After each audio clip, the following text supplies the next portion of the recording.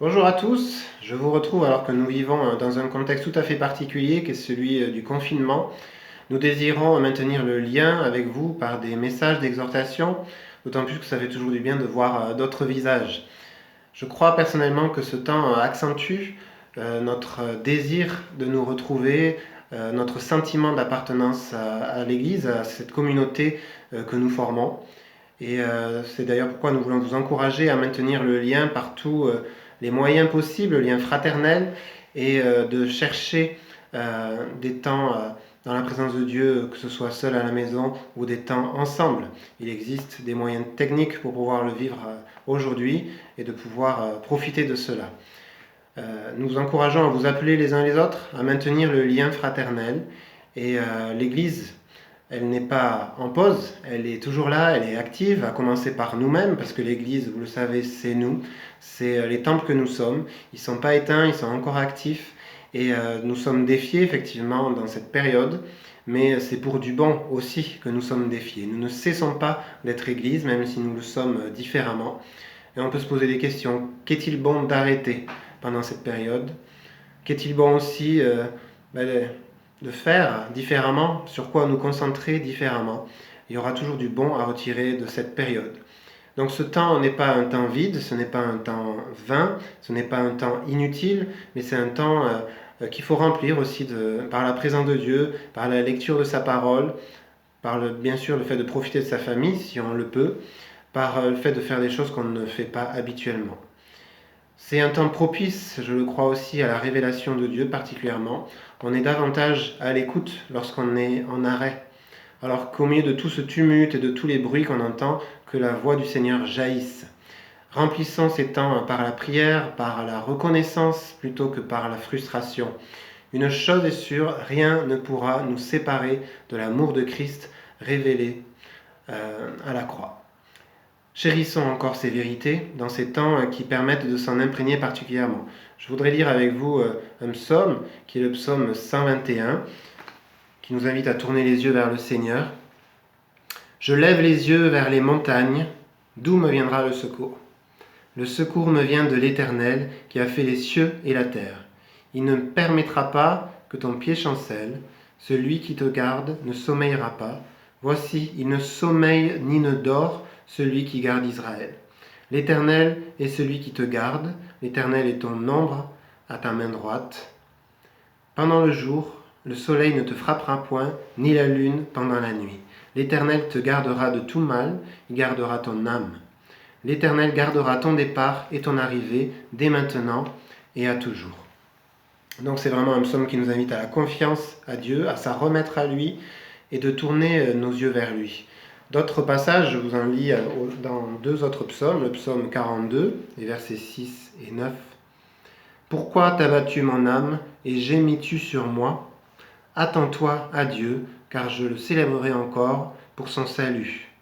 Le jour, l'Éternel m'accorde sa bienveillance, la nuit, son cantique m'accompagne, c'est une prière au Dieu de ma vie. Donc élève-toi mon âme, c'est celui qui relève notre tête, c'est celui qui relève notre âme. Pour cela, il est nécessaire de passer du temps dans la présence de Dieu, plutôt que de le passer devant les infos qui peuvent aussi abaisser notre âme. Donc fortifions-nous, prenons courage au travers de la parole de Dieu. Et je vous lis encore psaume 46, versets 2 et 4. Dieu est pour nous un refuge et un appui, un secours qui se trouve toujours dans la détresse. C'est pourquoi nous sommes sans crainte quand la terre est bouleversée et que les montagnes chancellent au cœur des mers, quand leurs eaux grandes écument, ébranlent les montagnes en se soulevant. C'est une image bien sûr qui montre ce que nous vivons, des moments troublés. Et puis le verset 11, arrêtez et reconnaissez que je suis Dieu. Je domine sur les nations, je domine sur la terre. Donc c'est des choses qu'il ne faut pas oublier dans cette période particulière. Nous avons reçu un don de foi et pas un esprit de découragement ou un esprit de fatalisme, mais activons la confiance et la foi en Dieu, véhiculons-la aussi autour de nous pour chasser la crainte. On peut la voir sur les réseaux sociaux, on voit beaucoup de vidéos complotistes qui passent. Nous avons un autre chemin à montrer, une autre voie qui est celle de l'amour de Dieu qui bannit la crainte. Et le fameux « ne vous inquiétez de rien » répond du domaine de la foi, Donc ne perdons pas ce qui fait notre boussole. Face à la destruction que veut amener l'ennemi, levons-nous ensemble. Restons ce peuple de Dieu pour proclamer que Dieu règne, que le seul nom de Jésus soit élevé. Le prier, le dire, le proclamer ensemble fera la différence dans le lieu spirituel, mais aussi, bien entendu, dans le lieu physique, tel que nous le vivons aujourd'hui sur la terre. Donc aucun virus ne peut altérer le rôle de l'Église, qui est de se lever, qui est de prier, qui est d'élever Dieu au-dessus de tout, qui est de témoigner par l'amour pour le prochain, la solidarité, mais aussi par la sagesse dans la mise en application des règles sanitaires qui incombent aussi à l'Église. Donc c'est un temps pour aimer notre pays, aimer les nations selon le cœur de Dieu. Faisons monter vers lui des prières de solidarité et de compassion, bien sûr, pour tous ceux qui souffrent, ceux qui sont dans le deuil, qui sont aussi nos prochains.